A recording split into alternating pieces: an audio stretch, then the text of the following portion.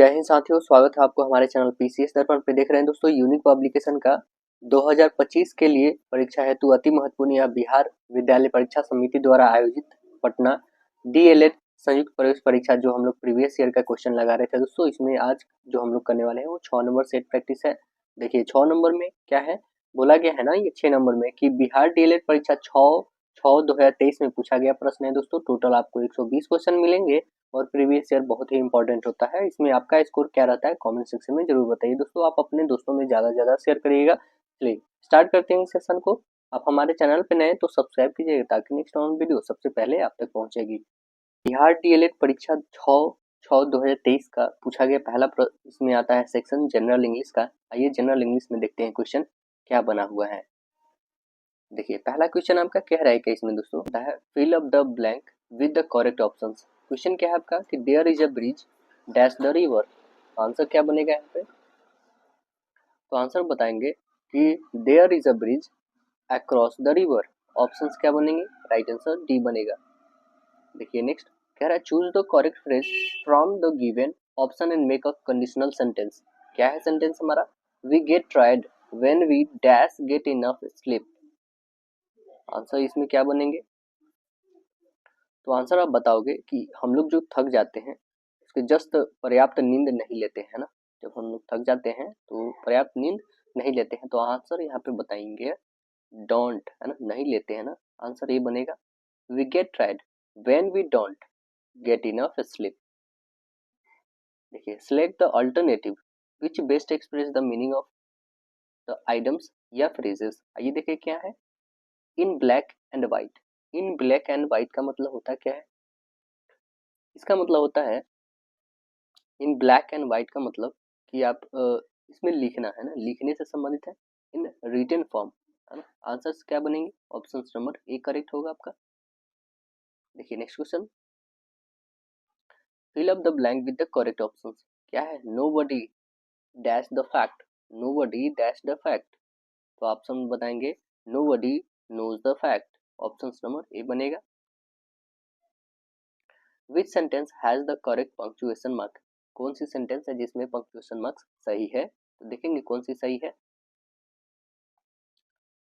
Options number आपके correct हैं और वो है ही क्राइड। नहीं, बिल्कुल क्वेश्चन नहीं पूछे जाएंगे। नॉन ऑफ ये भी नहीं होगा, तो ही क्राइड सेमीक्लोन यहाँ पे आपका लगेगा और हेल्प में भी लगेगा, है ना। आंसर्स आपके बनेंगे राइट आंसर ऑप्शन डी बनेगा। करेक्ट आंसर ऑप्शन डी बन जाएगा एक्सक्लेमेटरी मार्क्स का यूज करके। देखिए नेक्स्ट कह रहा है sentence has been given in active voice out of 4 alternative given below, select the which best express the same sentence in a passive voice. आइए देखते हैं क्या है, somebody has stolen his purse. Answer क्या बनाएंगे इसका, somebody जो है has stolen his पर्स, मतलब किसी ने क्या कर लिया, उसकी पर्स चुरा ली। तो आंसर बताएंगे his पर्स has stolen, मतलब उसकी पर्स क्या हो गई, गुम हो गई। आंसर्स बनाएंगे राइट आंसर ऑप्शन ए। देखिए नेक्स्ट क्वेश्चन कह रहा है pick out the non finite verbs या verb in given sentence below. क्या है हमारे question, the ability to love is peculiar to mankind. तो इसमें कौन है हमारे नॉन फाइनाइट वर्ब्स, तो आंसर बता देंगे options number right answer C. Laugh जो है यहाँ पे आपका क्या है, तो वो नॉन फाइनाइट वर्ब्स है। देखिए which sentence is used between grammatically independent sentence. कौन है बताइए सेंटेंस वो, तो ऑप्शंस बताएंगे colon. Right answer options B बनेंगे। देखिए अगला क्वेश्चन क्या कह रहा है, identify the sentence use in following sentences. आइए देखते हैं क्या है, when I reached the book store all the copies has already been sold. ये कौन सी टेंस में है आपको बतानी है, कौन सी टेंस में है दोस्तों, हैड का यूज करा गया है ना। इससे क्या पता चल जाता है कि ये यूज करा गया है दोस्तों, आपको पास्ट में तो यूज करा गया है बट पास्ट में पास्ट परफेक्ट का यूज करा गया है ना। ऑप्शन नंबर क्या बनाएंगे, राइट आंसर ऑप्शन सी। देखिए select the most appropriate option to change the sentence from direct speech to indirect. क्या है, did you see that red car, my brother asked. तो मेरा भाई ने पूछा क्या तुमने देखा है लाल कार को, तो देखेंगे क्या बनेगा, my brother dash whether I dash the red car. तो आंसर क्या बताएंगे इसमें? ऑप्शंस बताएंगे कि मेरे भाई ने पूछा है, तो आस्क्ड मी हो जाएगा ना यहाँ पे। क्या हो जाएगा?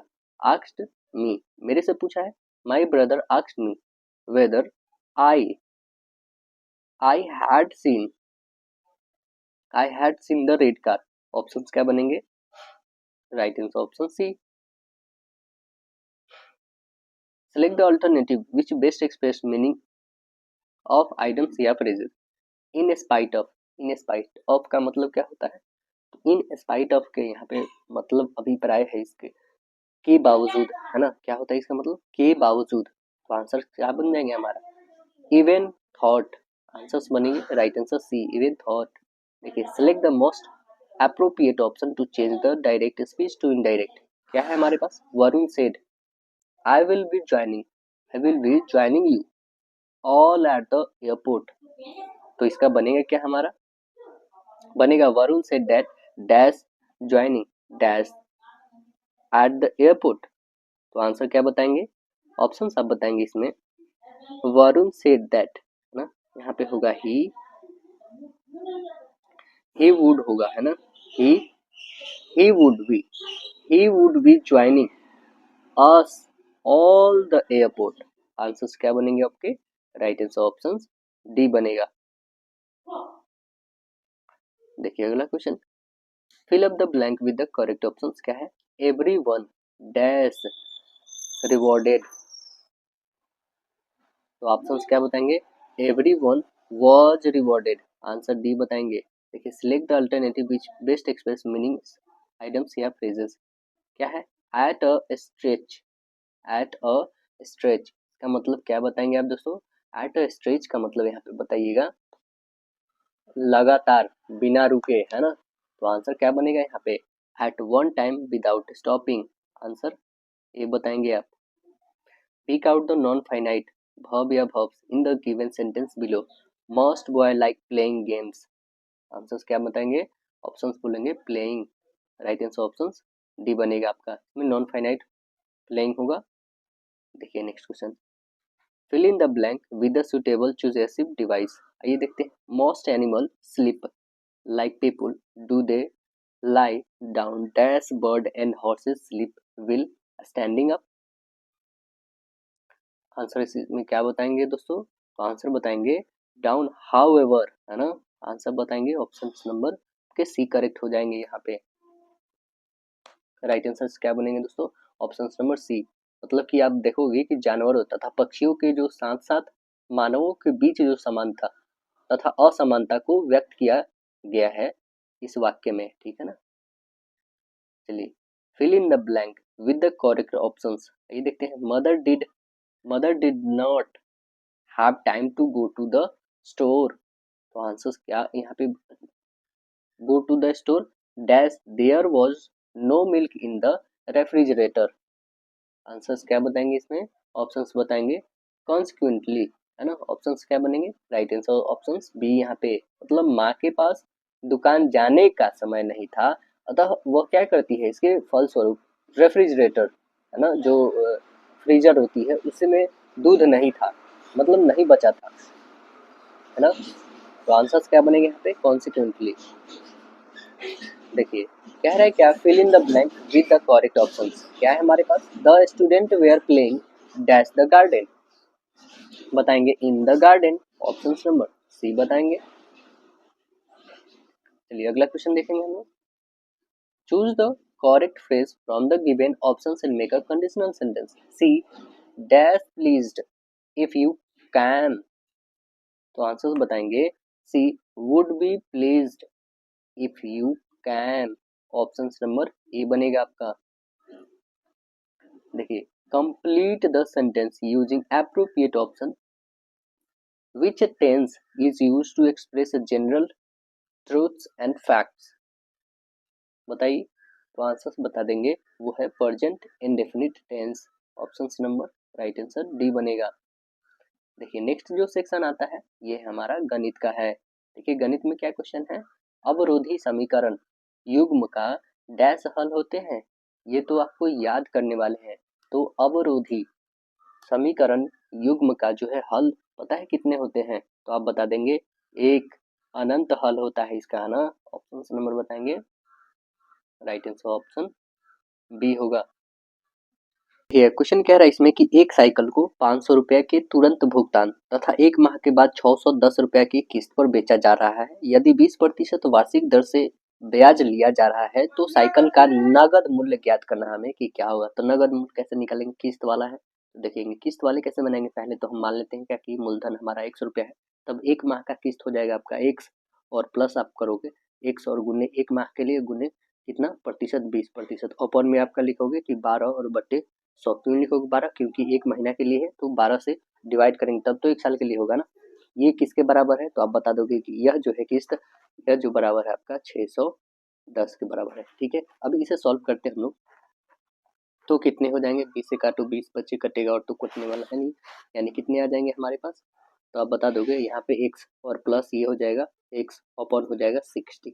तो अब एलसीएम ले लेंगे तो ये 60x और प्लस 1 यानी 61x अपॉन हो जाएगा 60 इक्वल आप लिखोगे 610। ये क्या 61 से 10 टाइम में कटेगा यानी x की वैल्यू कितनी आ गई हमारी 600। तो हमारा जो मूलधन है वो कितना रुपया निकल गया 600। बट साइकिल का जो मूल्य होगा वो कितना होगा? तो ये तो 600 था ही और प्लस 500 रुपया के तुरंत भुगतान, तो प्लस 500 ऐड कर दो यानी कितना हो जाएगा 1100। ऑप्शन देखिए 1100 का कौन सा है? तो ऑप्शन नंबर बताइएगा, राइट आंसर ऑप्शन बी। अगला क्वेश्चन देखेंगे, कह रहा है कि वाई अक्ष पर एक ऐसा बिंदु ज्ञात कीजिए जो बिंदु एक ए दे रखा है 6 और 5, बी दे रखा है -4 और 3, समदूरस्थ है ना। समदूरस्थ कहने का मतलब कि यहाँ पे कोई एक पॉइंट है, यहाँ से ये और यहाँ से ये दोनों पॉइंट बराबर। सपोज कर लो ये पी है और ये ए है और ये बी है, मतलब पी बी, पी ए और बी पी ये दोनों एक दूसरे के इक्वल है ना। तो आइए हम लोग इसे सॉल्व करके देखते हैं। इसका फॉर्मूला होता है, इसे रखते हैं। सपोज कर लीजिए जो पी था हमारा वो बिंदु हमने 0 और पाई माना, ठीक है। अब चलिए इसे सॉल्व करेंगे तो आप बताओगे क्या? आप लिखोगे कि x1 है ना, माइनस लिखना होगा ये जो p 0 और y मैंने माना था वो, ठीक है ना। चलिए इसे घटाइए, 6 में से 0 घटा देंगे तो 6 ही रह जाएगा, प्लस हो जाएगा 5 में से y। ओके, ये किसके बराबर होगा? तो आप बताओगे कि ये, इसमें से फिर हम घटाएंगे 0 को, -4 -0 का होल स्क्वायर और प्लस लिखेंगे यहाँ पे 3 में से हमें y घटानी है तो 3 माइनस वाई की होल स्क्वायर। ओके, अब इसे सॉल्व करिए तो ये हो जाएगा आपका 36, क्योंकि 0 है तो उससे कोई मतलब नहीं। यहाँ पे हो जाएगा 5 माइनस वाई का होल स्क्वायर है, मीन्स आप लिख सकते हो क्या a माइनस बी का होल स्क्वायर, तो 25 और प्लस हो जाएगा वाई स्क्वायर और माइनस हो जाएगा 10y होगा, होगा ना। इक्वल में यहाँ पे करोगे तो ये 16 हो जाएगा और आप प्लस लिखो यहाँ पे, ये हो जाएगा आपका 3 3 जा 9 है ना, और आप लिखोगे प्लस में वाई स्क्वायर और माइनस में हो जाएगा 3 2 जा 6y होगा। अब देखेंगे यहाँ पे 6y माइनस में है, यहाँ पे माइनस में 10y है। आप या तो इसको इधर ले जाओ या तो इसको कहीं भी ले जाओ। चलो छत यहाँ पे देखेंगे 9 और 16 25 होंगे, ठीक है। यहाँ पे 25 प्लस और प्लस दोनों कैंसिल हो जाएगा क्योंकि इधर आएगा माइनस तो कैंसिल करेंगे ही करेंगे। अब देखिए यहाँ पे वाई स्क्वायर, ये भी वाई स्क्वायर कैंसिल होगा क्योंकि दोनों प्लस में है। अब देखिए यहाँ पे बच गया 36 और ये 10y और ये 6y। अब 10y को हम लोग इधर लेके जाते हैं, ठीक है, इधर लेके जाते हैं तो कितना हो जाएगा प्लस में 10, मतलब 6 में से 10 घटेगा तो 4y। 4y इक्वल आप बोल दोगे क्या 36 है, 4 से काटोगे तो 9 टाइम में, यानी y की वैल्यू हमारी कितनी आ गई 9। तो एक पहले 0 था और y था मेरा y के बदले 9, यानी ये कौन सा ऑप्शन है? तो ऑप्शन नंबर आपका बी, राइट आंसर क्या बनेगा? B correct. देखिए कह रहा है कि एक बहुपद है एक्स स्क्वायर प्लस एक x square plus a x है ना माइनस बी के शून्य के एक दूसरे के व्युत्क्रम हो तो बी का वैल्यू हमें बतानी है कि क्या हो जाएगा। तो देखेंगे, मान लेते हैं पहला शून्य का अल्फा तथा दूसरा जो है 1/अल्फा है, तो इसका गुणज जो होता है वो क्या करेंगे हम लोग, अल्फा इंटू 1/अल्फा। ये होता है क्या है? तो माइनस बी बाई ए होता है, तो माइनस बी में आप क्या देखोगे?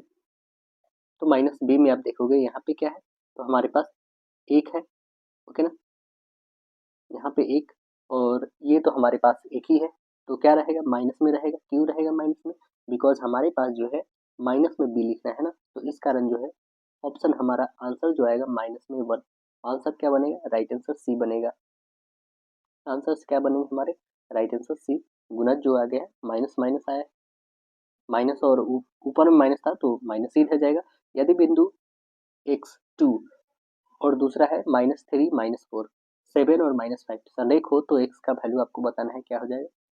देखिए ये त्रिभुज का क्षेत्रफल कैसे निकाला जाता है, इसका फॉर्मूला बहुत इंपॉर्टेंट है दोस्तों।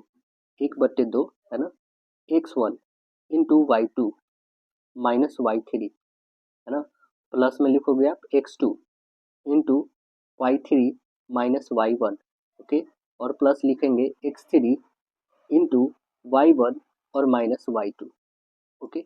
इक्वल में आपका दे रखा है 0। चलिए अब इसे सॉल्व करते हैं, सभी का वैल्यू रखते हैं। 1/2 ठीक है, x1 कितनी है तो x है हमारा, y2 कितनी है तो -4 है आपका, और ये -5 है तो माइनस माइनस प्लस हो जाएगा 5 ठीक है, प्लस x2 कितनी है तो -3 है तो यहाँ पे सीधे -3 लिख दो, और गुना करना है y3 कितनी है तो -5 और ये है -2 ओके, और प्लस x3 कितनी है तो 7 और इससे करेंगे हम लोग 2 और यहाँ पे +4 इक्वल में 0 ठीक है। इसे आप सॉल्व करेंगे हम, तो इसे सॉल्व करेंगे कितने हो जाएंगे आपके पास, तो आप बताओगे x + 21 और +42 इक्वल हो जाएगा कितना 0, तो दोनों को ऐड कर देंगे हो कितना जाएगा 63, यानी x इक्वल आप लिखोगे 63, वो भी नहीं तो माइनस में, क्योंकि इधर प्लस है तो इधर जाएगा तो माइनस में, तो आंसर हमारा जो आएगा x की वैल्यू वो कितना हो जाएगा माइनस में 63। ऑप्शन बी पाई किस प्रकार की संख्या है, पाई जो है कैसी है तो अपरिमेय संख्या बताओगे आप, ऑप्शन नंबर सी होगा यहाँ पे। अगला क्वेश्चन देखेंगे, कोनों का कौन सा समूह आरोही क्रम में है, कौन है आरोही क्रम में, तो अब बता दोगे 20 के बाद 30, 30 के बाद 40, ऑप्शन नंबर एक ही है, ऑप्शन नंबर सी। दो सिलेंडर की त्रिज्या दे रखी है, 2 और 3 के अनुपात में, उनकी ऊंचाई 5 और 3 के अनुपात में है, तो उनके आयतन का अनुपात हमें बताना है क्या होगा। आयतन कैसे निकालेंगे, तो देखिए सिलेंडर का आयतन होता है पाई आर स्क्वायर एच अपन पाई आर स्क्वायर एच, रखिए पाई से पाई कैंसिल कर दीजिए, आर इसका दे रखा है 2 तो 2 का होल स्क्वायर मतलब 4, और इसका दे रखा है 3, 3 का करोगे 9, एच है 5 और इसका एच है 3 ठीक है, कोई तो कटने वाला है नहीं, यानी 20/27, ऑप्शन नंबर क्या है, ऑप्शन नंबर आपका डी दिख रहा है। अगला देखिए, कह रहा है साइन की पावर 4 माइनस साइन के कॉस के पावर 4 माइनस साइन के पावर 4 किसके बराबर है, किसके बराबर है ये देखेंगे यहाँ पे।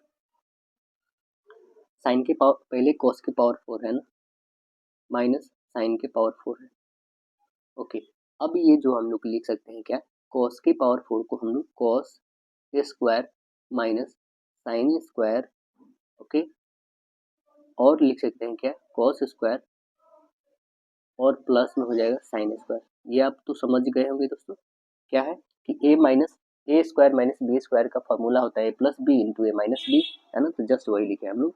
यहाँ पे आप कॉमन कर लो कि कॉस स्क्वायर ए को कॉमन कर लेते हैं, तो माइनस में हमारे पास क्या बच जाएगा 1 माइनस कॉस स्क्वायर ए है ना, और गुन्ने यहाँ पे 1 बच जाएगा। इसे सॉल्व करेंगे तो कितना आ जाएगा 2 cos square A minus 1, answers देखिए कौन सी 2 कॉस स्क्वायर माइनस ए, ऑप्शन नंबर कौन से है, तो राइट आंसर ऑप्शन आपको दिख रहे हैं 2 cos square A minus 1, D correct है।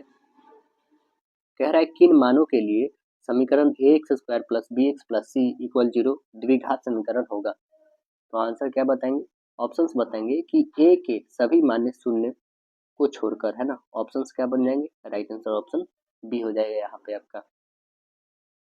चलिए नेक्स्ट क्वेश्चन देखेंगे, कह रहा है कि root tan 10 degree √3 tan 10 degree और √3 tan 20 degree plus tan 10 degree into tan 20 degree का मान क्या होगा, क्या होगा इसका मान, तो देखिए इसका वैल्यू कैसे रखेंगे हम लोग, यहाँ पे √3 tan 10 लिखा गया है ना ओके, तो क्या हम ऐसे लिख सकते हैं इसको कि tan ये जो हमारा 20 और 10 लिखा गया है, क्या हम इसे 30 इक्वल ऐसे भी लिख सकते हैं क्या,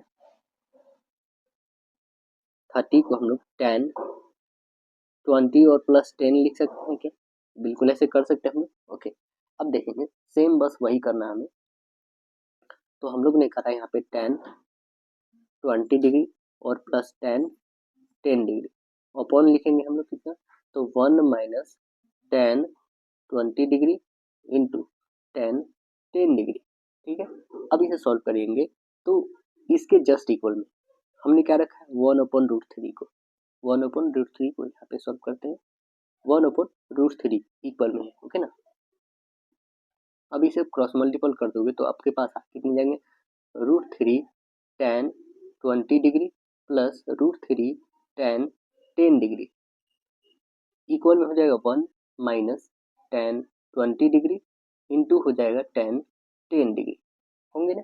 अब इसे सॉल्व करिए तो आप बता दोगे √3 tan 20 degree plus √3 tan 10 degree, okay, plus बन जाएंगे आपके पास tan 20 इंटू, है ना, tan 10 डिग्री इक्वल कितना हो जाएगा 1 आपका।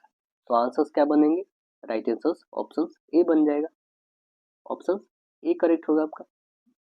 कह रहा है एक चतुर्भुज का क्षेत्रफल जिसके विकर्ण की लंबाई 10 और 8.2 सेंटीमीटर है, ठीक है ना।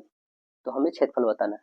समचतुर्भुज का क्षेत्रफल होता है क्या है 1/2 और पहला डायगोनल गुने दूसरा डायगोनल, तो रखिए यहाँ पे 1/2 10 और गुने 8.2 काट दीजिए, इसे कितना हो जाएगा 4.1, यानी कितना हो जाएगा, इस 10 को हटा लो यानी 41। ऑप्शन नंबर क्या बन जाएगा, राइट आंसर बी।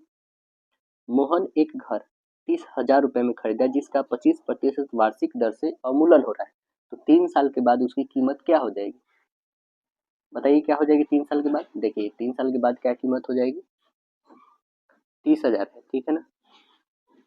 अब जो है कि 100 में से 25 घटा दो यानी 75 बट्टे 100 हो जाएंगे की पावर 3, ओके। 25 से काटो 3 टाइम, 3 से काटो ये मतलब कि 3 टाइम्स है 3, तो यहाँ पे आप काट सकते हो इसे, तो कितने आ जाएंगे आपके पास 25 चौके और 25 के ना हो गए 200, यानी कि यहाँ पे 30,000 होंगे और गुने ये 3 और ये 3 अपॉन में आ जाएगा 4 4 और 4, 3 टाइम्स काटेंगे, ठीक है। तो इसे आप काट लोगे तो आपके पास डेसिमल में आएंगे क्योंकि 3 टाइम्स 4 है, तो ये आ जाएगा 12,656.25। देखेंगे ऑप्शन नंबर कौन से है, तो राइट आंसर ऑप्शन देख रहे होंगे ऑप्शन नंबर डी करेक्ट। देखिए नेक्स्ट क्वेश्चन आपके कह रहे हैं कि तोरण खींचने के लिए एक वर्ग अंतराल को कैसा होना चाहिए, कैसा होना चाहिए, तो उसे अपवर्जी होनी चाहिए। आंसर बी बनेगा, कैसी होनी चाहिए अपवर्जी। निम्नलिखित में कौन अभाज्य संख्या है, कौन सी अभाज्य संख्या है, ये भाज्य है, ये भी भाज्य, ये भी भाज्य, लेकिन ये अभाज्य है। ऑप्शन नंबर बी होगा क्योंकि वो स्वयं और एक से भाज्य है। कह रहे हैं किसी आवृत्ति वितरण का माध्यक तथा बहुलक क्रमशः 26 और 29 है, तो माध्य हमें बतानी है। तो माध्य की फॉर्मूला कैसे निकालेंगे, तो आपको लिखना होगा बहुलक, बहुलक बराबर होता है 3 गुने माध्यिका, माध्यिका हमारे पास दे रखा 26 माइनस 2 गुने माध्य, 2 गुने माध्य हमारा नहीं है तो रखते हैं माध्य। अब देखिए बहुलक आपके दे रखे 29, तो इस बहुलक की जगह पे 29 रख लीजिए, है ना, गुना करके इसको घटा लीजिए तो कितने आ जाएंगे, ये 2m इधर कर लेते हैं हम प्लस में आ जाएगा, ओके। अब देखिए 3 में 26 से गुणा करेंगे कितना हो जाएगा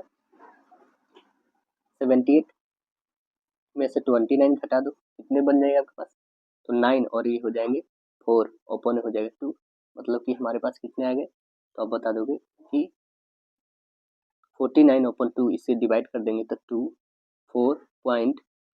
24.5 ऑप्शन नंबर कौन से बन जाएंगे, राइट आंसर डी।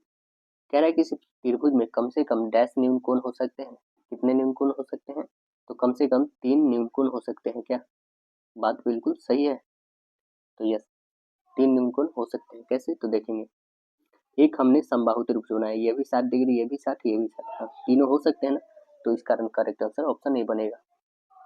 कह रहे हैं कि किसी रैखिक समीकरण के हल दे रखे हैं, तो रैखिक समीकरण का रूप हमें बताना है कि कैसा होगा, कैसा होगा, तो आप बता दोगे क्या कि यह जो होगा y इक्वल जो होगा -x, है ना, y इक्वल -x के इक्वल होगा, यानी करेक्ट आंसर क्या बनेगा, राइट आंसर ऑप्शन डी बनेगा इसका हल।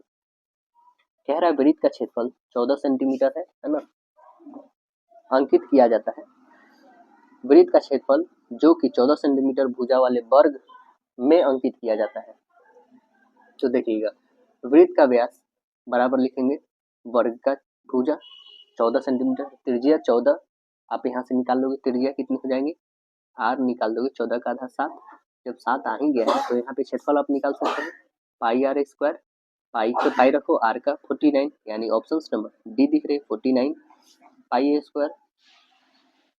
कह रहा है कि एक कमरा आकार में आयताकार है और इसकी एक सपाट छत है, यह 10 मीटर चौड़ा, 13 मीटर लंबा, 5 मीटर ऊंचा, इसके अंदर और बाहर और फर्श पर पेंट किया जाना चाहिए लेकिन छत पर नहीं, तो पेंट किए जाने का कुल क्षेत्रफल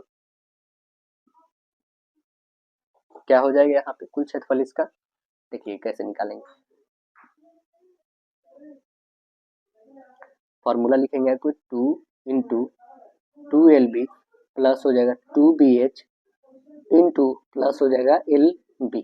ओके, बस यहाँ पे रखिए, 2 तो रखेंगे ही, 2LB कितना हो जाएगा, 2 गुने 13 गुने 5 प्लस लिखेंगे 2 गुने 10 गुने 5 होगा, प्लस लिखेंगे 13 गुने 10। चलिए इसे सॉल्व करते हैं, 2 होगा यहाँ पे 130 और प्लस हो जाएगा 100 और ये हो जाएगा प्लस 130, इसे सॉल्व करिए तो कितने हो जाएंगे आपके पास 590 मीटर स्क्वायर। तो ऑप्शन नंबर कौन से बताएंगे, 590 meter square, right answer option A हो जाएगा आपका। नेक्स्ट क्वेश्चन देखिएगा, कह रहा है कि रैखिक समीकरण 2x माइनस वाई इक्वल 4 का आलेख x अक्ष के किस बिंदु पर प्रतिच्छेद करती है, किस बिंदु पर प्रतिच्छेद करती है, तो रखेंगे 2x माइनस वाई इक्वल में है 4, अब लिखेंगे हमें यहाँ पे 2x माइनस वाई इक्वल 4, तो x की वैल्यू कितनी आ जाएगी बताओगे, 4/2 काटोगे तो कितनी आ जाएगी 2, यानी x की वैल्यू 2 आ गई और y की वैल्यू 0, तो x की वैल्यू 2 y की वैल्यू 0, ऑप्शन नंबर सी में दिख रहा है। देखिए कह रहा है किसी वितरण का माध्यम तथा बहुलक क्रमशः 24 और 12 है, तो माध्यक हमें निकालना है क्या होगा, तो क्या लिखेंगे, अभी जस्ट हम लोग ने डिस्कस करा है और वो क्वेश्चन नंबर कौन सी थी हम लोग का 36 नंबर थी, जस्ट उसी पे बनाना है दोस्तों, एकदम सेम हूबहू है वही, बस इसमें क्या दे रखा है तो माध्यम और बहुलक दे रखा है, हमें बताना है माध्यम। ओके ना, तो देखिए ये कैसे बनाएंगे, यहाँ पे 3 गुने माध्य का बराबर लिख देंगे बहुलक प्लस 2 गुने माध्य, ठीक है ना, तो हमारे पास दे रखे हैं क्या कितने, तो 12 लिखेंगे और प्लस बहुलक है और 2 गुने माध्य कितना दे रखा है 24, तो लिखो ये हो जाएंगे 48 हो जाएगा और ये हो जाएगा 12, तो कितने हो जाएंगे 12 और 48 को ऐड कर दोगे तो कितने हो जाएंगे, ये हो जाएगा आपका 60, 60 को आप 3 से डिवाइड करो, क्यों, क्योंकि इधर 3 गुने माध्यिका था, 3 से करोगे 20, ऑप्शन नंबर क्या बनेगा, ऑप्शन नंबर सी आपका। बहुपद x square minus 5x plus 4 में क्या जोड़ा जाए ताकि परिणामी बहुपद का एक 0 3 होगा, क्या जोड़ा जाएगा, देखिए ये देखते हैं क्या इसमें जोड़ा जाएगा। पहले तो हम समीकरण लिखते हैं, यहाँ पे क्या है हमारा एक्स स्क्वायर माइनस 5x और प्लस 4 में ए जोड़ने पर बहुपद का मान 0 हो जाता है। सपोज करते हैं ठीक है कि हम इसमें ए जोड़ लेते हैं तो हमारा बहुपद का मान 0 हो जाता है। वेन आप करोगे क्या P3 इक्वल 0 रखते हैं, ठीक है ना, जब P का वैल्यू 3 रखो तो इसमें रखोगे 3 तो 3 का होल स्क्वायर करोगे तो 9 माइनस इसमें करोगे तो 3 5 जा 15 और प्लस ये तो 4 रहेगा और ये प्लस ए रहेगा, है ना, इक्वल में 0 रखते हैं हम लोग। अब देखो प्लस प्लस 4 ये ए है दोस्तों, ए, अब देखिए ये प्लस और ये प्लस तो दोनों को ऐड करें 13, 13 में से आप 15 घटाओगे तो क्या हो जाएगा माइनस में 2, है ना, और ए इधर रहने देते मतलब उधर चला जाएगा, तो आप सीधे बता दोगे ए की वैल्यू कितनी आ गई 2 आ गई प्लस में, यानी क्या जोड़नी चाहिए हमें, तो आप बता दोगे 2, ऑप्शन नंबर क्या बन जाएगा राइट आंसर ऑप्शन सी आपका। देखिए अगला क्वेश्चन, ये जो दे रखी है संख्या ये कैसी संख्याएं हैं, बताइए कैसी संख्या है, तो आप देखेंगे क्या कि 12, है ना, ओके, फिर यहाँ पे देखिए 121, फिर यहाँ पे आप देखोगे ना ये मतलब एक अपरिमेय संख्या है, मतलब ये कोई बतवा ही नहीं रही है ना, तो ऑप्शन नंबर क्या बन जाएंगे एक अपरिमेय संख्या, ऑप्शन नंबर बी होगा। कह रहा है कि यदि sine alpha plus sign beta का वैल्यू 2 है तो cos alpha cos square alpha plus cos square beta का मान क्या होगा ये बताना है। तो साइन अल्फा का रेंज जो होती है वो -1 और 1, ओके ये होता है, तो साइन अल्फा साइन बीटा का अधिकतम मान कितना हो जाएगा, आप बोलोगे इसका 1 और इसका 1 तभी तो ये 2 आया है ना, ओके ना, तो साइन 90 यदि 90 वैल्यू रखते हैं तो इसका 1 होगा और इसका भी 90 रखते हैं तो आप बताओगे 1 होगा। तो अब यहाँ पे कॉस अल्फा की वैल्यू हमें पता हो चुकी है कि 90 रखना है, तो कॉस स्क्वायर है, कोई बात नहीं, कॉस 90 का वैल्यू कितना होता है, 0 होता है, 0 का होल स्क्वायर 0, कॉस 90 का वैल्यू 0 का 0, यानी ऑप्शन नंबर बी 0 होगा। आइए नेक्स्ट जो सेशन बनता है वो विज्ञान है। क्वेश्चन देखिए, निम्नलिखित में से मिट्टी के कटाव का प्रमुख कारण क्या है, का प्रमुख कटाव के कारण क्या है, जल है। ऑप्शन नंबर क्या बताएंगे, ऑप्शन नंबर सी होगा। मिट्टी का अपरदन जो है मुख्य रूप से जल के तेज बहाव के कारण होता है। देखिएगा, कह रहा है संयुक्त राष्ट्र पर्यावरण यानी यूएनईपी यूनेप का मुख्यालय कहाँ पे है, कहाँ पे यूनेप का मुख्यालय, नैरोबी केन्या में है। आंसर नंबर सी बताइएगा। बाह्य विलयन डैश में होने पर कोशिका का आयतन बढ़ जाता है। आंसर क्या बताएंगे, आंसर बताएंगे हाइपोटोनिक। राइट आंसर क्या बनेगा, option number C hypotonic. Next देखिएगा, कह रहा है कि एमटीपी का विस्तार क्या है, एमटीपी का विस्तार क्या है, तो एमटीपी का विस्तार जो है मेडिकल टर्मिनेशन ऑफ प्रेगनेंसी है। ऑप्शन नंबर क्या बनेगा, राइट आंसर ऑप्शन डी होगा। बताइएगा जड़त्व का एसआई मात्रक क्या है, जड़त्व का एसआई मात्रक क्या है, तो आप बता देंगे केजी है। राइट आंसर बी बनेगा, केजी है जड़त्व का। निम्नलिखित में कौन गुण सूत्र में मौजूद है, गुण सूत्र में कौन मौजूद है, गुण सूत्र बिंदु मौजूद है। ऑप्शन बी होगा। निम्नलिखित में कौन एक तत्व नहीं है, कौन तत्व नहीं बताइए, तो आप बता दोगे इसमें मार्बल जो है तत्व नहीं, ऑक्सीजन ब्रोमीन जिंक ये सब तत्व है। आंसर ये बनेगा।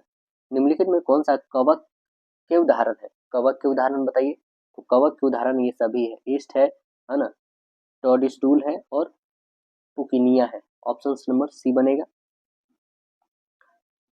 अगला देखें, मेंडलीव की आवर्त सारणी के बाद में खोजे जाने वाले तत्व के लिए अंतराल छोड़े गए थे, निम्नलिखित में से किस तत्व को बाद में आवर्त सारणी में स्थान मिला है, किसको मिला है दोस्तों, तो आप आंसर बताएंगे जर्मेनियम को।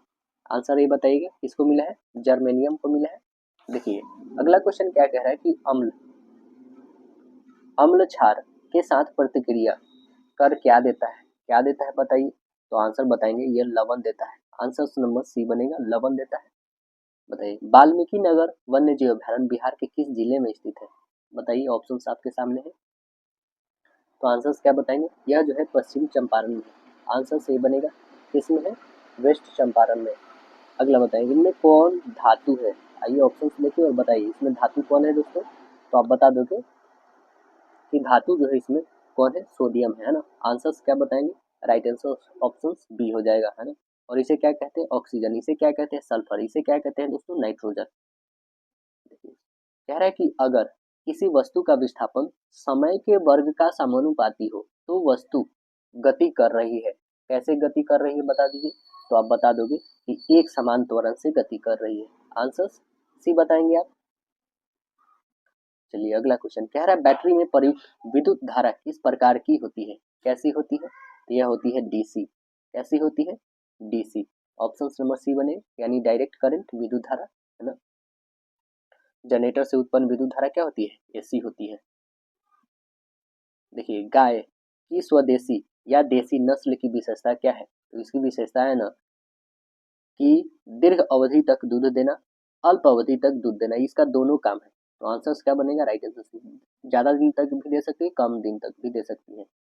चार द्रव एबीसीडी की अपेक्षिक घनत्व क्रमशः दे रखे हैं यहाँ पे, तो एक वस्तु को इन सभी द्रवों को बारी बारी से डुबाया जाता है, तो इनमें किस द्रव में उस वस्तु का ज्यादा से ज्यादा हिस्सा जो है डूबा रहेगा, तो किसका डूबा रहेगा बताइएगा, जिस द्रव का घनत्व कम रहता है वस्तु का ज्यादा जो है क्या हो जाती है, डूब जाती है। तो आप खुद देखो यहाँ पे इसका है तो 0.8 है सबसे ज्यादा, मतलब कि द्रव का घनत्व कम रहता है ना तो वस्तु उसमें क्या होती है, डूब जाती है, तो सबसे कम इसी का है 0.8 का। तो आंसर क्या बच जाएंगे, ये जो हमारा ऑप्शन बनेगा ये है सी वाला ऑप्शन, है ना। ऑप्शन नंबर ए बनेगा आपका। कह रहा द्रव का गैस में बदलना क्या कह रहा था, द्रव से गैस जब बदलती है, द्रव है पानी है और वो गैस में बदलेगी तो वो कैसे बदलेगी, पानी को ज्यादा बॉयल करोगे तो वो वाष्पीकृत होकर बदलेगी, यानी आंसर क्या बनेगा, राइट आंसर ही बनेगा। कह रहा है कि अमनियोटा है ना, मतलब एमेनिया, अमेनिया जो है, अमनिया समूह में सम्मिलित है, कौन है, अमनिया समूह में सम्मिलित है। तो वह है सरीसृपी, पक्षी और स्तनधारी, तीनों है इसमें। आंसर्स डी बताएंगे। चलिए अगला बताएंगे कि बिजली घंटी विद्युत धारा के किस प्रभाव पर कार्य करती है। किस प्रभाव पे कार्य करती है, तो आप बताएंगे चुंबकीय प्रभाव पे। आंसर्स बी बनेंगे। किस पे काम करते हैं, चुंबकीय प्रभाव सिद्धांत पे। चलिए अगला बताएंगे, समतल दर्पण के द्वारा बना प्रतिबिंब सदैव होता कैसे है। कैसा होता है समतल पर, तो समतल पे हमेशा आभासी और क्या होता है, लिटरली उल्टा होता है ना। आंसर्स बनाएंगे, ऑप्शन नंबर ए करेक्ट होगा। चलिए नेक्स्ट सेक्शन जो आता है वो सामाजिक अध्ययन है। देखिए सामाजिक अध्ययन में पोखरा नगर किस देश में स्थित है। पोखरा किस में है दोस्तों, आंसर बताएंगे नेपाल में। आंसर ए बनेगा। काठमांडू इसकी राजधानी है दोस्तों नेपाल की, है ना।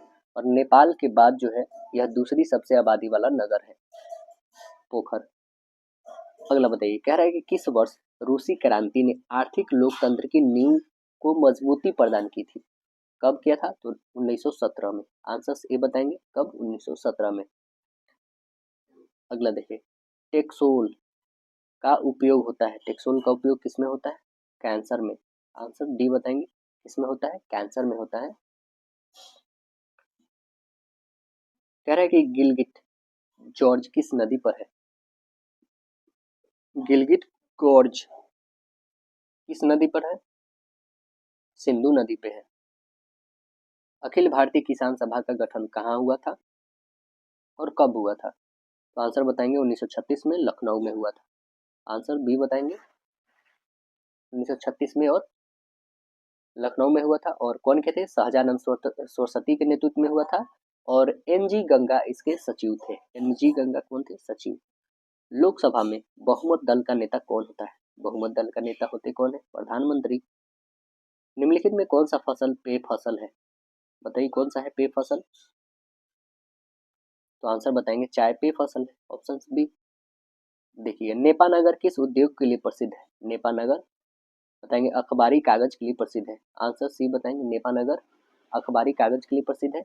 ये कौन से राज्य में है, तो आप बता देंगे मध्य प्रदेश में है। बिहार में अतिजल दोहन से किस तत्व का संकेंद्रण बढ़ा है। किससे बढ़ा है, आर्सेनिक से। आंसर ही बताएंगे, किससे बढ़ा है, आर्सेनिक से।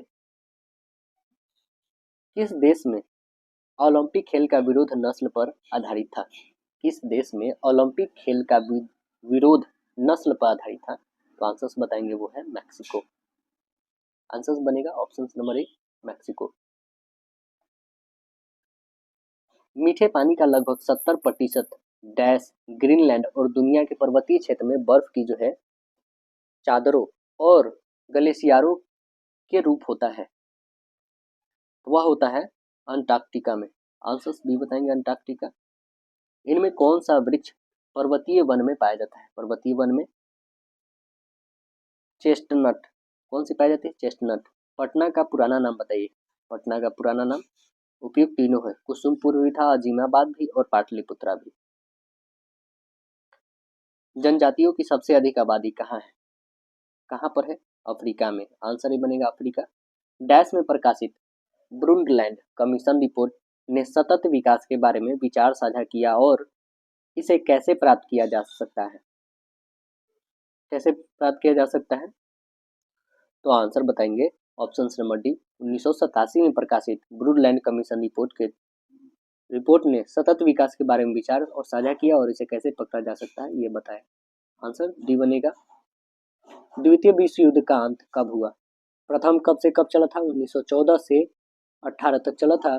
दूसरा कब से चला था, 1939 से 42 तक चला था। तो आंसर्स क्या बताएंगे, कब अंत हुआ है, तो ऑप्शन 42 नहीं 45 तक चला था। तो आंसर्स कौन सी बताएंगे, राइट आंसर ऑप्शन ये बनेगा 45। कह रहा यूरोपियों ने दिशा सूचक यंत्र का ज्ञान किन से सीखा है। किन से सीखा है, तो आंसर बताएंगे अरबों से। आंसर सी बताएंगे, अरबों से। देखिए चुनावी स्पर्धा से लाभ होता है, किस में लाभ होता है बताइए, चुनावी स्पर्धा से लाभ होता है जनमत निर्माण में। आंसर डी बनेगा, जनमत निर्माण में। मानव अधिकारों को संयुक्त राष्ट्र के द्वारा मान्यता कब प्रदान किया गया, तो आप बताएंगे यह प्रदान किया गया 10 दिसंबर 1948 को। आंसर डी बनेगा 10 दिसंबर 1948। अपने अस्तित्व के दौरान 17 राष्ट्रों ने राष्ट्र संघ में सदस्यता वापस ले ली, निम्नलिखित में से कौन राष्ट्र संघ से अलग नहीं हुआ? निम्नलिखित में से कौन सा राष्ट्र जो है संघ से अलग नहीं हुआ है? कौन नहीं हुआ है? तो आंसर्स बताएंगे, भारत नहीं हुआ। राइट आंसर ऑप्शन डी बनेगा आपका, है ना। लास्ट जो सेक्शन आता है हम लोग का वो है तार्किक एवं विश्लेषणात्मक क्षमता, मतलब रीजनिंग। देखिए, अंग्रेजी वर्णमाला में अक्षर एस तथा अक्षर जी के मध्य में कौन से अक्षर आएंगे? तो एस जो होता है 19 पे होता है, ये जो होता है 7 पे होता है। तो आप खुद देख लो 7 और 19 के बीच में कितना का डिफरेंस है। तो 7 और 19 को ऐड कर लो और डिवाइड 2 से कर लो तो कितने हो जाएंगे? 7 9 26 और यहाँ पे हो जाएगी 2 से, यानी 13 नंबर पे कौन आता है? एम आता है। ऑप्शन नंबर बी बन जाएगा। दिए गए श्रृंखला में आपको बताना आगे कौन है। 512 के बाद 256 के बाद 128 के बाद 64 के बाद कितने आ जाएंगे? तो आप आंसर्स बता दोगे। ये सभी आप देखोगे तो ये 2 से डिविजिबल है, 2 से डिविजिबल, तो 2 से इसे भी डिवाइड कर दिया, यानी 3 और 2। Option number B. कह रहा है कि कोई दोस्त जो है पिकनिक पर जाने का फैसला किया, खाने की चीज में 96 रुपया खर्च करने का योजना बनाई, इनमें से 4 नहीं आए, नतीजे शेष लोग को जो है 4 रुपये अतिरिक्त का योगदान देना पड़ा। पिकनिक में शामिल होने वाले की संख्या बतानी है कि कितनी होगी? कितनी हो जाएगी? तो आप बता दोगे क्या कि 96, ठीक है ना, थे। चलिए इसे हम सॉल्व करते हैं। 96 टोटल रुपया थी, ओके। इसमें से x -4, ओके ना, और घटा देंगे कितने दोस्तों? तो इसमें से घटा रहे 96 अपॉन x को, तो हो कितने जाएंगे? 4। बस इसे सॉल्व कर लीजिए क्रॉस मल्टीपल करके। यहाँ पे एलसीएम लेंगे तो कितना हो जाएगा? x इंटू एक्स -4 होगा, ठीक है। यहाँ पे x काटोगे तो 96 आ जाएंगे, माइनस इसे काटेंगे दोस्तों तो आपके पास आ जाएंगे 96 और इंटू एक्स -4 हो जाएंगे। इक्वल में कितना हो जाएगा? 4। बस अब इसे क्रॉस मल्टीपल कर लेंगे आप। चलिए इसे क्रॉस मल्टीपल करते हैं हम लोग तो कितने हो जाएंगे? 24x माइनस हो जाएगा 24x प्लस हो जाएगा 96 और इक्वल में हो जाएगा x² और -4x, ठीक है ना। अब देखेंगे ये प्लस और माइनस क्या कटेंगे? बिल्कुल कटेंगे। चलिए अब बच जो गए वो लिखिए, x² -4x -96 इक्वल में 0 आ गया। इसे बताएंगे x² -12x और प्लस 8x माइनस हो जाएगा 96 इक्वल 0। यहाँ पे गुणनखंड से कॉमन कर लेंगे, दोनों में हम लोग कॉमन करोगे x तो बचेगा x -12 प्लस हो जाएगा 8 करो कॉमन तो x -12 इक्वल हो जाएगा 0। यानी यहाँ पे बोल सकते हो कि x जो होगी x इक्वल 1 आ जाएगा 12 और दूसरा निकालोगे x इक्वल आ जाएगा -8, क्योंकि x प्लस 8 है तो 1 माइनस में 8 आएगा, 1 प्लस में 12 आएगा। तो हम कौन सा आंसर लेंगे? ये पॉजिटिव वाला लेंगे। तो x की वैल्यू हमारी 12 आ गई। तो पिकनिक में शामिल लड़कों की संख्या कितनी हो जाएगी? तो आप बताओगे 12 और -4, यानी आंसर 8 बता दोगे। तो राइट आंसर ऑप्शन कौन से बन जाएगी? हमारा ऑप्शन नंबर सी बन जाएगा। अगला क्वेश्चन देखेंगे। कह रहा है दी गई श्रृंखला में आपको बताना है आगे कौन आने वाला है। 50 के बाद 55, 55 के बाद 5, ठीक है ना। यहाँ पे देखिए ये कितना इंक्रीज किया तो 5 बढ़ा, इसमें कितना 6, इसमें कितना 7, तो इसमें 8 बढ़ा दीजिए तो कितने हो जाएंगे? 8 8 16, यानी 6 लास्ट में आना चाहिए। ऑप्शन नंबर बी हो गया। यहाँ पे देखिए कह रहा है कि 6 दोस्त एक दूसरे के आमने सामने घेरे में बैठे हैं। कह रहा है कि डी और बी ए के बीच में है, ठीक है। ई और एफ, ई और ई जो है सी और ई के बीच में एफ बैठा है। कह रहा है कि सी बी के बाईं ओर से तीसरा स्थान पे है, तो ए बी के ठीक दाईं ओर है, तो एफ और डी के बीच में कौन बैठा है? देखिए यहाँ पे हम लोग बनाते हैं।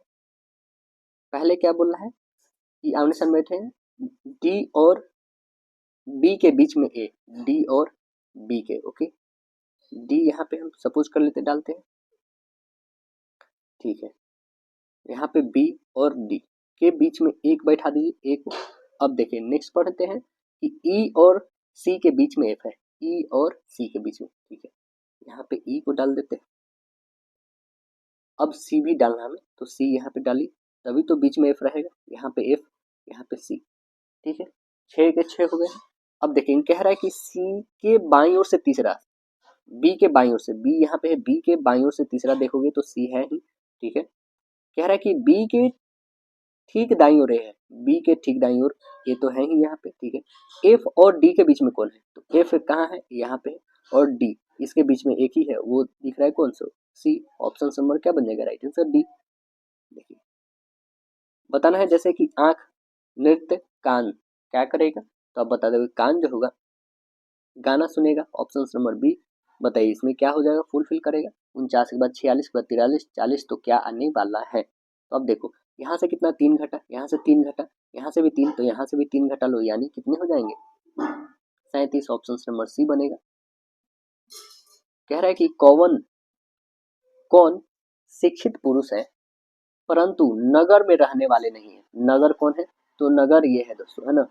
इन नगर में रहने वाले नहीं है परंतु क्या है वो शिक्षित हैं। शिक्षित मतलब क्या है, ये त्रिभुज को शिक्षित बोला गया है ना, और पुरुष भी है ना। तो पुरुष ये आपका आयत है, ठीक है। तो वो कौन है, तो आप बता दोगे ये है ऑप्शन नंबर आपका बस 11 वाला है। तो देखिए आइए कहाँ पे है 11, यस ऑप्शन नंबर आपका डी है, राइट आंसर डी बन जाएगा। कह रहा है कि पेड़ की एक पंक्ति में एक पेड़ पंक्ति के दोनों छोर से 5वें स्थान पे है, तो पंक्ति में कितने पेड़ है, दोनों छोर से जब 5वें ही स्थान पे है, इधर से भी ऊपर से भी, आप खुद देखो एक ही व्यक्ति को 2 बार काउंट करा गए हैं, तो कितने हो जाएंगे 5 5, 2 बार जोड़ दो 10, 10 में से 1 घटा दो 9, आंसर ए बनेगा। क्यों, क्योंकि एक ही व्यक्ति को 2 बार काउंट करा गया है। देखिए पैटर्न को ध्यान में रखें और फिर चुने कि क्या आने वाला है। 3 के बाद 5, अब देखेंगे ये कैसे हुआ है, ये 3 के बाद 5 कैसे यहाँ पे इंक्रीज करा। 3 से यहाँ पे 2 जोड़ दो 5, ठीक है ना। अब 5 में 2 गुना कर दो 10, ठीक है ना, या फिर 5 में 5 ऐड कर देंगे तो 10 हो जाएगा, ठीक है ना। अब यहाँ पे 2 ऐड कर दो तो कितने हो जाएंगे 12, ठीक। अब देखिए जब यहाँ पे 12 आ गए तो 12 में 5 ऐड कर दो तो 17 हो गए, ठीक है ना। अब देखिएगा ये 35 के 35 रह रहे हैं, ठीक है ना, मतलब 2 अंक के बाद। अब खुद देखो कि यहाँ पे कोई अंक तो आएगी, जस्ट इसके बाद यहाँ पे 35 ही आएगा, मतलब लास्ट में तो 35 रहेगा, मतलब option A option C cut गया, या तो बी आने वाला है या तो डी आने वाला है, ठीक है। अब देखिएगा यहाँ पे जब 17 आ गया तो आप खुद देख रहे हैं ना कि यहाँ पे 2 का डिफरेंस है, यहाँ भी आप देख रहे हो 2 ही इंक्रीज करा गया, उसके बाद 5 है सभी में 5, तो यहाँ पे भी 2 का ही इंक्रीज होगा ना, तो कितना हो जाएगा 19, 17 2 19, ऑप्शन नंबर क्या बन जाएगा, राइट आंसर डी। देखिए लास्ट सेशन जो है हम लोग का हिंदी सामान्य हिंदी का है। कह रहा है कि कर्म के अनुसार क्रिया के कितने भेद हैं, कर्म के अनुसार क्रिया के भेद कितने हैं, तो आप बता दोगे 2 है, राइट आंसर डी बनेगा। कौन, सकर्मक और अकर्मक क्रिया। नवीन शब्द का संधि विच्छेद, नाविक शब्द का संधि विच्छेद क्या हो जाएगा, तो आप बताओगे 9 जोड़ 1 नाविक, आंसर सी बनेगा 9 जोड़ 1 नाविक। मैं लिख नहीं सकता, वाक्य के जो भाववाच्य आपको बदलने हैं। मैं लिख नहीं सकता क्या, मुझसे लिखा नहीं जा सकता, ऑप्शन नंबर क्या बताएंगे, राइट आंसर डी, मुझसे लिखा नहीं जा सकता है। देखिए 4 दिन की चांदनी फिर अंधेरी रात, लोकतियाँ का अर्थ क्या होगा, का अर्थ क्या हो जाए 4 दिन की चांदनी फिर अंधेरी रात, तो आंसर्स बताएंगे थोड़ी दिन की सुख है, ऑप्शन नंबर क्या बनेगा, राइट आंसर ऑप्शन बी हो जाएगा। चलिए रूपक अलंकार को हमें ढूंढना है, कौन सा है इसमें रूपक अलंकार, आइए देख लेते हैं। कह रहा है पहली सा जीवन है, पहली सा जीवन है व्यस्त, ये क्या हमारा रूपक अलंकार है, बिल्कुल नहीं। अगला देखिए भांसु वंश राकेश कलंकु, है ना, ये आपका जो है दोस्तों ये क्या है, तो एक रूपक अलंकार है, तो आंसर्स यहाँ पे बनेंगे आपके, राइट आंसर्स ऑप्शन बी हो जाएगा। अब देखेंगे यहाँ पे तो बी आपका करेक्ट हो गया, ठीक है। चलिए नेक्स्ट कह रहा है कि जिस समास का पहला पद संख्यावाचक हो वो कौन सा समास हो जाएगा, संख्यावाचक द्विगु होगा, ऑप्शन नंबर बी बनेगा द्विगु। कौन सा वाक्य जो है शुद्ध है, कौन सा वाक्य शुद्ध है बताइए, तो शुद्ध वाक्य जो है ये है ऑप्शन नंबर सी, आजकल वहाँ काफी जो है सरगर्मी दिखाई देती है, ऑप्शन नंबर सी बनेगा। देखिएगा उ ए ए कौन सा वर्ण है, कौन सा वर्ण है ये, तो आंसर बताएंगे दीर्घ वर्ण है, ऑप्शन नंबर सी बनेगा। मैं अंधा भी देख रहा हूँ, रीता हो तुम रोती हो तुम रोती हो, इस पंक्ति में कौन सी अलंकार, मैं अंधा भी देख रहा हूँ रोती हो तुम रोती हो, बताइए क्या बनेगा, तो आप बताइए विरोधाभास, ऑप्शन नंबर सी होगा। कह रहा पद्मावती सब सखी बुलाई, मनु फुलवारी सैबे चले आई, पंक्ति में कौन सी अलंकार है, कौन सी अलंकार है, उत्प्रेक्षा अलंकार है, आंसर सी बनेगा, कौन सा है, उत्प्रेक्षा अलंकार है। काव्य की आत्मा किसे माना जाता है, काव्य की आत्मा व्यंग्यार्थ को माना जाता है, आंसर बी बनेंगे। निम्नलिखित में किस रस को रसराज की संज्ञा दी गई है, किसको दिया गया है रसराज की संज्ञा, तो आप बताएंगे श्रृंगार रस को, आंसर डी बताएंगे श्रृंगार रस। शब्दों में विद्यमान अर्थ का ज्ञान कराने वाला बौद्धिक व्यापार कहलाता है? क्या कहलाता है? तो दोनों में से कोई नहीं। आंसर सी बनेगा। प्रतिकूल में कौन सा समास है? प्रतिकूल में समास बताइए। तो प्रतिकूल में समास है अव्ययी भाव है। आंसर सी बनेगा। इनमें कौन सा वाक्य अशुद्ध है? कौन सा अशुद्ध है वाक्य? तो आंसर बताएंगे घातक विष सुंदर शोभा बुरी कुष्ठ दृष्टि। आंसर बनेगा राइट आंसर डी। कह रहा है उपमेय में उपमान के संयंत्र को पैदा करने वाला अलंकार कौन है? उपमेय में उपमान की संयंत्र को पैदा करने वाला, संशय को पैदा करने वाला अलंकार कौन है? तो उस अलंकार का नाम है दोस्तों संदेह। आंसर बी बताएंगे। गाल बजाना मुहावरे का अर्थ बताइए। गाल बजाना मतलब डींग हाँकना। देखिए अगला क्वेश्चन कह रहा है शुद्ध वाक्य बताना है। शुद्ध वाक्य कौन है इसमें? तो शुद्ध वाक्य है जो दोस्तों वो है आपका मुझे घर जाना है। आंसर्स बी बताएंगे मुझे घर जाना है। बताइए इसमें आंसर्स आपको बताने हैं। इतनी लग्न से काम करने वाली मैं असफल नहीं हो सकती। रेखांकित शब्द को पदबंध करना। ये काम करने वाली मैं क्या है बताइए? तो ये बता देंगे ना कि सर्वनाम पदबंध है। ऑप्शन नंबर सी बनेगा। निम्नलिखित में कौन काव्य का गुण नहीं है? काव्य का गुण कौन नहीं है बताइए? तो आंसर बताएंगे छंद नहीं है यहाँ पे। ऑप्शन नंबर बी बनेगा। बताइए जी चुराना मुहावरे का अर्थ क्या होगा? जी चुराना मुहावरे का अर्थ तो आप बता दोगे ये होगा काम से भागना, है ना। आंसर्स बनेंगे सी काम से भागना। रूपक अलंकार है।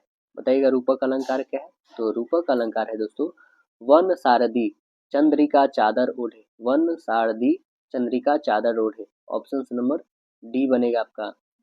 बताइए सवैया के प्रत्येक चरण में कितने वर्ण होते हैं?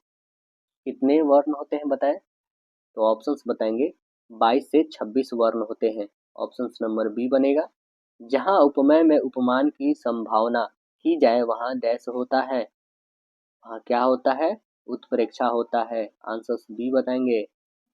अगला और लास्ट क्वेश्चन हम लोग देखेंगे। मैत्री को राह बताने को, सबको सुमार्ग पर लाने को, दुर्योधन को समझाने को, भीषण विध्वंस बचाने को, भगवान हस्तिनापुर आए, पांडव का संदेश लाए, दो न्याय अगर तो आधा पर उसमें भी यदि बाधा हो तो दे दो केवल 5 ग्राम, रखो अपनी धरती तमाम हम वही खुशी से खाएंगे, परिजन पे हंसी न उठाएंगे, दुर्योधन ये भी दे न सका, आशीष समाज का ले न सका, उल्टे हरि को बांधने चला, जो था असाधे साधने चला, जब नाश मनुष्य पर छाता है पहले विवेक मर जाता है। तो इसमें क्वेश्चन पूछा गया है कि कवि ने किस बात को असाध्य कहा है? कौन सी बात को असाध्य कहा है? तो आंसर्स बता देंगे। ये जो है दोस्तों काम करने चला कृष्ण को बंदी बनाना, है ना, वो उसके लिए असाध्य काम है। आंसर्स डी बनेगा। तो आशा है दोस्तों वीडियो पसंद आएगा। मिलते हैं नेक्स्ट सेशन में, जब तक के लिए धन्यवाद।